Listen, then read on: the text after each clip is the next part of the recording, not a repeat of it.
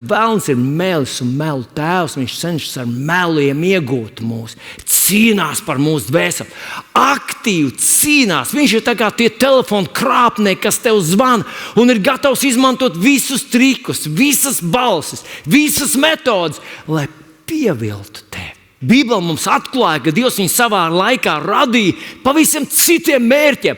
Viņš gribēja kaut ko citu, un viņš ir kļuvis par Dieva ienaidnieku. Viņš nevar neko nodarīt Dievam. Viņš ir izvēlējies par savu mērķi pazudināt cilvēkus, un viņš karo par cilvēku dvēselēm. Un viņš pieviļ inteliģentus un analfabētus. Viņš pieviļ jaunus un vecus. Viņš pieviļ skaistos un nesmukos. Viņš pieviļ civilizētos un aborigēnus. Vēlnam ir ļoti izsmalcināts kārība taktikas, kas stimulē visas tās maņas. Un mums liekas, jā, tas ir tas, ko es gribu. Bet rezultāts ir drausmīgs.